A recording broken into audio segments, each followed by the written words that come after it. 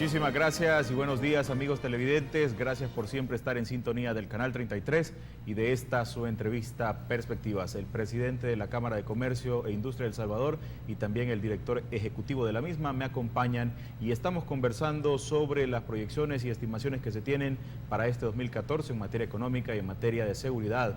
Y todo esto en medio de una campaña electoral en la que hemos escuchado promesas, anteriormente lo hablábamos en los bloques anteriores sobre las promesas, pero me gustaría contrastarlos, promesas de campaña versus realidad de lo que se ha escuchado de parte de los candidatos presidenciales, y solo quiero también incluir la frase que decía el doctor Roberto Rubio de Funde cuando decía que hay planes de gobierno que son para ganar y no para gobernar. Federico. Bueno, primero suscribo totalmente, ¿verdad? Esa frase de Roberto, me parece una frase que felizmente retrata lo que está ocurriendo en esta elección, en este proceso electoral. Tenemos a tres candidatos, voy a decir mediocres, los tres, propuestas muy ambiguas, lo suficientemente generales como para no aterrizar absolutamente en nada concreto, y da la impresión además que enfrascados en una lucha por descalificarse sin argumentar primero. Esto se viene a sumar además a la posibilidad de que no tengamos ningún debate presidencial, me refiero de candidatos presidenciales. Parece que los vicepresidentes sí han logrado ponerse de acuerdo, pero los candidatos presidenciales, los que aspiran a gobernarnos, a ocupar la máxima magistratura del país, como que al menos dos de ellos no están muy dispuestos a sentarse a dialogar, ¿verdad? Si no hay debate, obviamente esto se suma a la cantidad de ambigüedades y de generalidades y de confusiones que han venido caracterizando desde hace más de un año y medio esta campaña, larguísima, extenuante campaña electoral.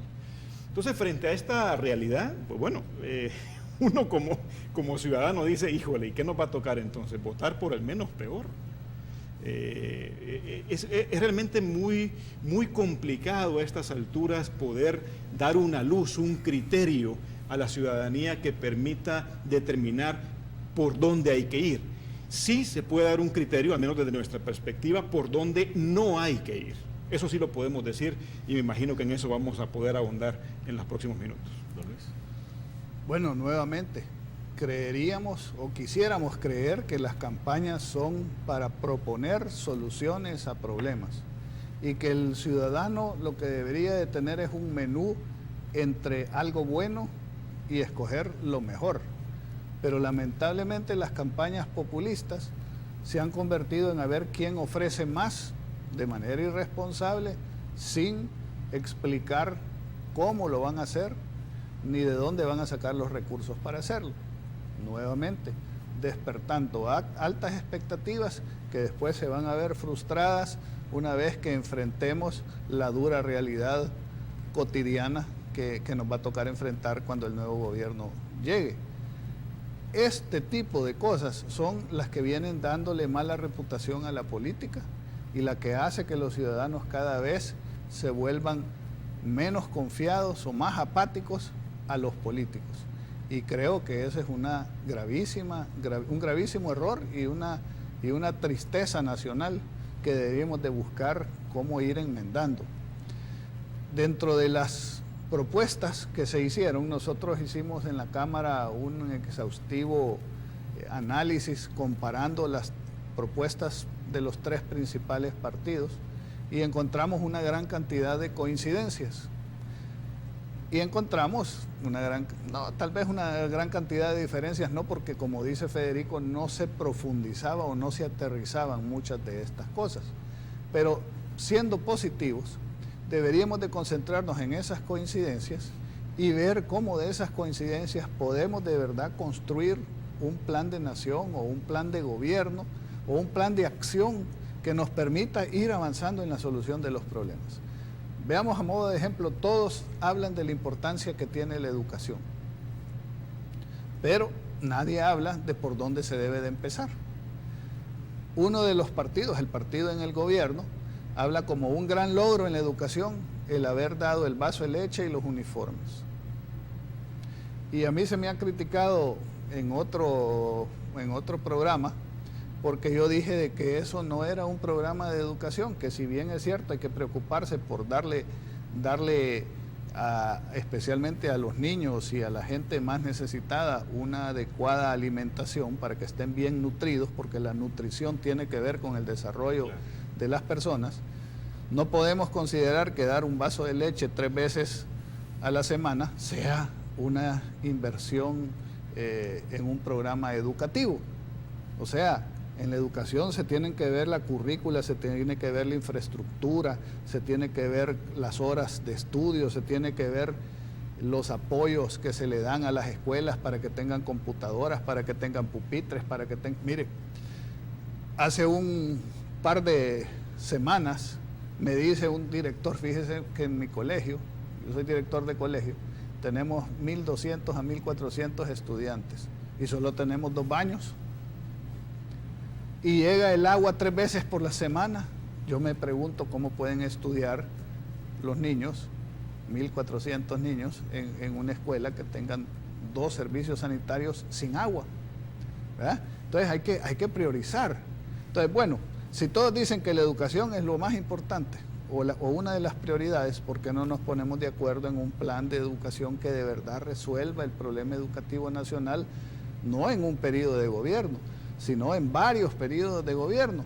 Que no importe quién gane, siempre se le va a dar continuidad y siempre se le va a dar el apoyo que necesita para poderlo echar adelante. Lo mismo con salud, lo mismo con el medio ambiente. Hay coincidencias sobre las cuales se puede construir, pero nadie quiere hacer el compromiso de hacer los sacrificios, de construir esto, si esto va a beneficiar a alguien más que no sea el partido político al que yo pertenezco. ¿Qué es lo que no estamos escuchando de parte de los candidatos y se vuelve importante y prioridad también para los temas de país? A mí me gustaría escuchar particularmente, Samuel, que los candidatos de la República se comprometieran a respetar la Constitución. Es que si el máximo dirigente político de un país es el que se convierte en el principal asesino de la Constitución en el ejercicio de sus funciones públicas, este país no es viable en absoluto. Y ahí vemos una gran cantidad de nebulosas. Por ejemplo, el profesor Salvador Sánchez Serén, a mí me encanta leerlo, por cierto. A Salvador Sánchez Serén hay que leerlo porque además escribe mucho. Yo he leído por lo menos 3 libros publicados de él, aparte de sus memorias que publicó cuando era candidato a vicepresidente, Con sueños se escribe la vida. Ha publicado otra que se llama La guerra que no quisimos, que es un pequeño librito donde básicamente lo que hace es no solamente no arrepentirse de la guerra, sino sentirse orgulloso de la guerra que hicieron. Eso es lo que básicamente dice en el libro, de manera muy, si tú quieres, muy meliflua, ¿verdad?, utilizando una gran cantidad de eufemismos, pero en la práctica lo que está diciendo es que la guerra tenía que hacerse. O sea, arrepentimiento de eso no hay. A mí no me gusta mucho cuando se trata de recriminar a los protagonistas de la guerra por las cosas que hicieron. A mí eso de verdad yo lo dejaría atrás. Me preocupa que sigan diciéndolo. Eso es lo que me preocupa a mí. O sea, si él dijera, miren, hicimos la guerra, murió un montón de gente y la verdad es que no tenemos por qué recurrir a la violencia, no era necesaria tanta violencia y tanta muerte para llegar al país que tenemos ahora, entonces yo entendería que me hablan de institucionalidad. Pero si lo que en la práctica me están diciendo es que se sienten orgullosos de la guerra que hicieron, ahí hay un problema de mensaje que yo sinceramente no sé cómo entender. Además, me preocupa también porque es un mensaje peligroso para las nuevas generaciones. Pero de nuevo, volviendo al tema de la institucionalidad, ahí el otro libro es el de El país que quiero. Cuando uno lee el libro del país que quiero, una de las cosas, por ejemplo, que el profesor Sánchez Serén dice, es que la actual sala de lo constitucional está prácticamente haciéndole los mandados a la derecha. Lo dice en la página 50 y pico, 51, 52 de su libro. Lo puede leer, entiendo además que el libro debe estar seguramente en internet. A ver, ¿qué significa eso? Me está diciendo por un lado que va a respetar la Constitución, pero al máximo intérprete de la Constitución no lo va a respetar. Yo no entiendo cómo se defiende la institucionalidad de esa manera. Ahí hay mensajes tan peligrosos. Y de nuevo, peligrosos porque además son muy generales, ¿verdad? Vamos a respetar la Constitución de la República. Sí, pero el momento en que estuvieron en el ejercicio del poder y que en la práctica tenían que demostrar ese respeto a la Constitución, no lo hicieron. ¿Qué me garantiza a mí como ciudadano que ese respeto de la Constitución va a ser real una vez consolida en el poder y en esta ocasión con un candidato pues, que todo el mundo llama de hueso colorado, ¿verdad? O sea, digamos, que es parte de la comandancia del FMLN. Y fíjate que Sí. eso es importantísimo recalcarlo. Una de las razones que se lo hemos preguntado a todos los economistas, a los candidatos, etcétera, ¿por qué El Salvador no crece y por qué El Salvador crece menos que los demás países en Centroamérica y en América Latina? ¿Y por qué en cuanto se firman los acuerdos de paz hay un crecimiento económico importante y una vez se estabiliza la situación empezamos nuevamente a bajar? Y esa razón tiene que ver con la falta de definición acerca de cuál es el sistema en el que nos debemos de desarrollar, si queremos una democracia representativa como tenemos o una democracia con un bonito nombre como la democracia participativa, que es la que proponen el sistema ALBA, Chávez, Cuba, Venezuela, etcétera. Queremos un sistema capitalista con las debilidades y los errores que tiene y las correcciones que se le deben de hacer, o queremos un sistema de economía centralmente planificada, mal llamados ahora socialismo del siglo XXI. Cuando existe esa ambivalencia de que las reglas de juego no se saben cuáles van a ser las que van a ser implementadas, ni hacia dónde vamos, ni hacia dónde nos llevan, ni hacia dónde es que quieren llegar aquellos que nos gobiernan, entonces la incertidumbre, la inseguridad, la desconfianza, el temor es lo que está a la orden del día. Y la gente, al tener esa inseguridad y esa intranquilidad y esa incertidumbre, no invierte aquí, ni los nacionales ni los extranjeros. Y al no haber inversión no hay crecimiento, y al no haber crecimiento aumenta la pobreza. Por eso es que creemos nosotros que las cosas hay que llamarlas por su propio nombre, que antes de empezar a hacer promesas debemos de acordar un diagnóstico, cuál es el problema que tenemos para empezar de raíz a solucionarlo. Y eso se manifiesta todavía peor en la falta de institucionalidad, donde la gente cree que llegando al poder las instituciones deben de estar al servicio de sus intereses personales o políticos partidarios y no al servicio de los ciudadanos. Y entonces las instituciones funcionan si el que está ahí tenemos la suerte de que las haga funcionar. No funcionan porque el sistema las hace funcionar. Y eso es una deuda pendiente que tenemos como salvadoreños, que debemos de tratar de luchar por fortalecer nuestra institucionalidad democrática, que parte del respeto irrestricto a nuestra Constitución, que es nuestra Carta Magna, que es el marco de referencia sobre el cual todos tenemos que trabajar.